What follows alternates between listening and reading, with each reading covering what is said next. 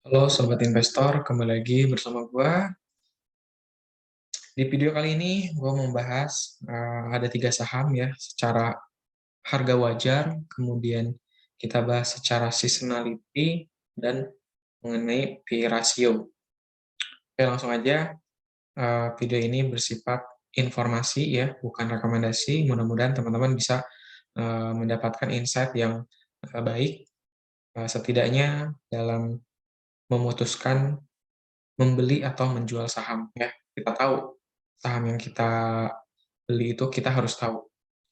Ada saham Cepin ya, ini bergerak di pembuatan pakan ternak termasuk pakan unggas, dan kita langsung secara fundamental kita lihat dulu secara grafik. Ini tahun terbarunya itu anual ya, ke tahun 2021. Sejak 2015 itu naik, terkecuali memang di tahun 2017 ada penurunan aset ya. Kemudian nilai buku juga secara umum naik ya. Kemudian aset lancar, hutang lancar juga naik ya. Untuk aset lancarnya melebihi hutang lancarnya, artinya rasio untuk melunasi hutang lancarnya terpenuhi.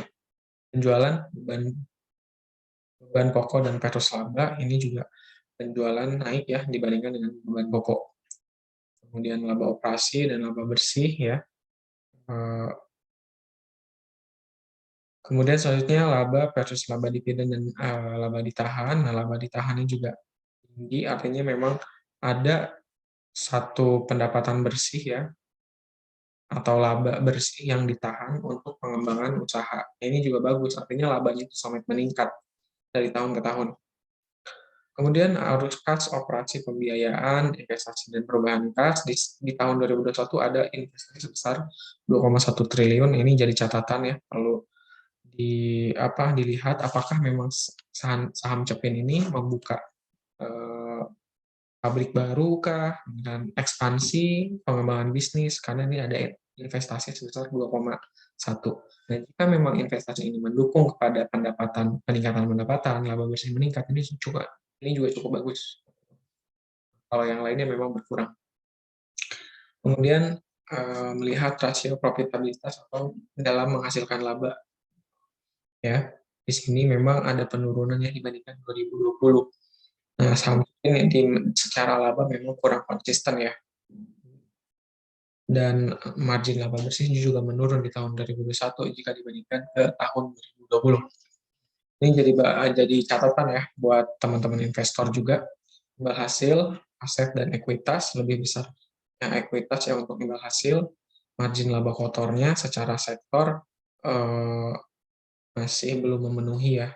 Secara sektor masih di bawah rendah. Margin laba operasi juga sudah melebihi sektornya. Margin laba bersih eh, lebih lebih lebih besar daripada rata-ratanya. Kemudian imbal aset yang tadi sudah dilihat ya, karena dibandingkan aset, ekuitas lebih tinggi untuk menghasilkan laba. Kemudian secara hutang jangka panjang, eh, nominalnya tuh 0,4, artinya Cepin bisa melunasi seluruh hutangnya tanpa masalah. Karena DER itu kan minimalnya atau batas norma itu 1, maka ini di bawah 1 norma. Langsung aja kita langsung menghitung ke rasio-rasio keuangannya. Ini ditutup di harga 6.000, revenue laporan ke kuartal 1 naik ya, net income turun, ini juga berpengaruh nih, percuma pendapatan naik tapi laba bersihnya turun, mungkin tergerus oleh modal ya, dan modal operasi yang lain. P/E rasio di 29,3, dividen 1,8%, IPS 204, dan ROE maupun ROA itu kompak di atas 8%. NPM jika mengacu batas bawah dan batas atas persyaratannya ini sudah melebihi batas bawahnya, artinya bagus. Kemudian PBV 3,7 kali, artinya dihargai 3,7 kali dari harga wajarnya, harga bukunya. Harga bukunya di 1.600, dan penyesuaian ROE-nya, maka BV-nya di 1,2 kali. Harga wajar ROE versus PBV harusnya dihargai di 2000-an, atau minus 66%. Secara VR kali PBV ini juga ini over value, artinya mahal. Masuk Atau apa, menurut metode Graham harusnya di 2.700-an untuk saham Cepin. Tetapi menurut PE Method harusnya dihargai di 5.300-an atau margin of safety-nya di minus 11%. Nah, ini cukup menarik. Ketika PBB 3,7 kali, penyesuaian ROE juga ini kayaknya tidak bisa disesuaikan dengan ROE karena rata-rata PBB 3 tahunnya di 4 kali, 4,4 kali, dan harganya normalnya di 7 ribuan. Maka dengan margin 18%. Nah, ini tidak hanya berhenti di sini. Kita rata-ratakan dapat harganya 4.500-an. Secara harga rata-rata wajar ini lebih mahal ya. Tapi Stockbit menghitung di analisisnya dia memperkirakan harga Cepin itu harusnya 6.300. Oke, kita lanjut ke PER.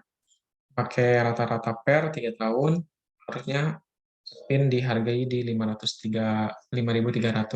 Kalau pakai plus 1 PER rata-rata maka dihargai di 6.200. Kalau pakai minus 1 PER rata-rata maka dihargai 4.400. Artinya kalau secara strategi, kalau sekarang memang wait and see untuk membeli ya, kecuali memang dikasih harga di antara 5 ribuan ya, 5.000 sampai 5.500, kemudian jual di harga 6.000 atau 6.300-an. Terus kalau menurut strategi gua. Kemudian kalau secara seasonality ya, kita lihat secara seasonality, saham Cepin 5 tahun terakhir ini naik di bulan eh, Juli 60% ya. Selebihnya Agustus sampai Desember sampai November itu di atas 75%. Ini bagus. Insight juga kemungkinan akan naik ya, mungkin ke 6.500 mungkin. Atau mungkin kita nunggu harga terdiskon dulu. Dan paling tinggi itu naiknya di bulan Januari. Oke, itu untuk ngutipin ya. Kemudian selanjutnya kita langsung ke main. Nah, main ini ditutup di harga 6.200, revenue naik, net income turun. Secara kuartal atau secara laporan keuangan ini juga nggak bisa diperhitungkan karena minus ya, minus, ROE minus, NPM juga nggak begitu sangat kecil gitu ya. NPM-nya sangat kecil, metode Graham, metode PBV nggak bisa dihitung ya. Jadi, tapi analisis stok memperkirakan harga main itu bisa ke harga 700-an gitu. Kita lihat secara fundamental. Nah, Malindo Feed Mill ini juga memang bergerak di bidang ayam-ayaman, sama kayak Cipin ya, pakan ayam, peternakan ayam. Kemudian kita lanjut ke fundamental. Secara rasio-rasio keuangan tadi nggak bisa dihitung ya secara harga wajarnya, kita langsung fundamentalnya aja.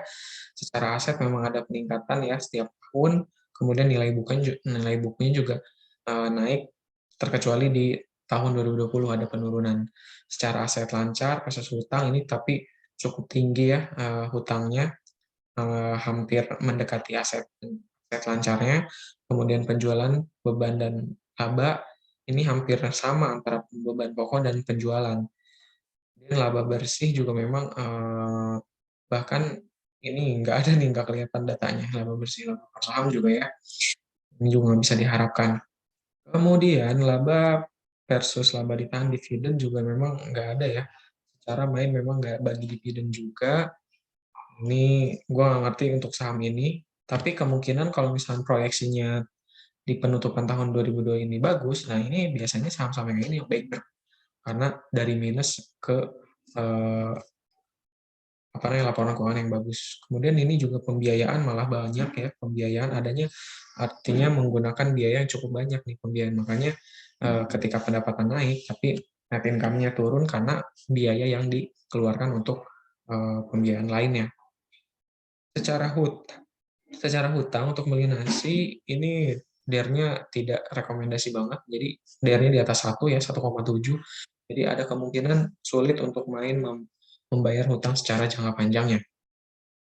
Kemudian rasio profitabilitas juga memang kecil ya. Untuk margin laba kotor, margin laba operasi, margin laba bersih memang kecil. Kemudian kita lihat secara sektoral juga memang di bawah sektornya ya, tidak memenuhi keuntungan atau syarat melalui sektornya. Itu untuk main ya. Main, kemudian kita lihat secara seasonality. Kita lihat secara seasonality untuk saham ini. Saham ini secara seasonality juga ya, eee, tapi cukup menarik di bulan Juli ya, naiknya 100% 5 tahun terakhir, kemudian bulan Agustus naik 100% di, eee, 5 tahun terakhir, naiknya sebesar 75. Nah, ini bisa aja jadi catatan atau misalkan jadi pertimbangan kita beli di bulan-bulan sebelumnya dan jual pada saat probability-nya naik, yaitu Juli dan Agustus, itu. Ini untuk main, kemudian kita lanjut ke saham Elsa, ya.